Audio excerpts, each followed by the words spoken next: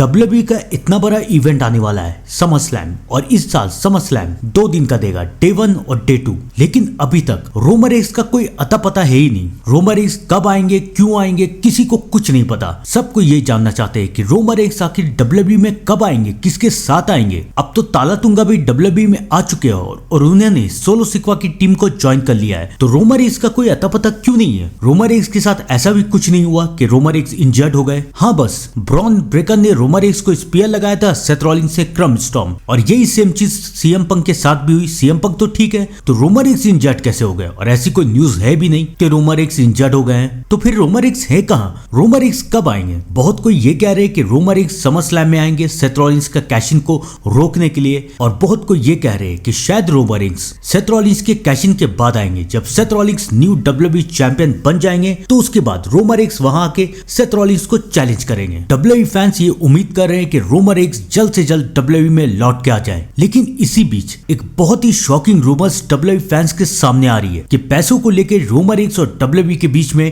कुछ बहस चल रही है, और रोमन रेंस का कॉन्ट्रैक्ट WWE के साथ ठीक नहीं बैठ रहा है। तो शायद ये हो सकता है कि रोमन रेंस AEW में चले जाए। WWE फैंस ये जानना चाहते हैं कि क्या सच में ऐसा होगा, रोमन रेंस AEW में चले जाएंगे? तो मैं आप लोगों को बताना चाहता हूँ, ऐसा कभी नहीं होगा। रोमन रेंस का कॉन्ट्रैक्ट रेसलमेनिया 42 तक है, उसके बाद जो हो वो हो। लेकिन फिलहाल तो रोमन रेंस रेसलमेनिया 42 से पहले कहीं नहीं जाने वाले। और अगर हम लोग बात करें कि रोमन रेंस कब रिटर्न आएंगे, तो जैसे पिछले साल रोमन रेंस समर स्लैम में रिटर्न आए थे, वैसे इस साल भी रोमन रेंस समर स्लैम में ही रिटर्न आएंगे WWE फैंस को शॉक करने के लिए। तो आप लोग भी कमेंट में जरूर बताइएगा कि रोमन रेंस का आप लोग कितनी बेसब्री से इंतजार कर रहे हैं। तब तक के लिए thank you and good bye.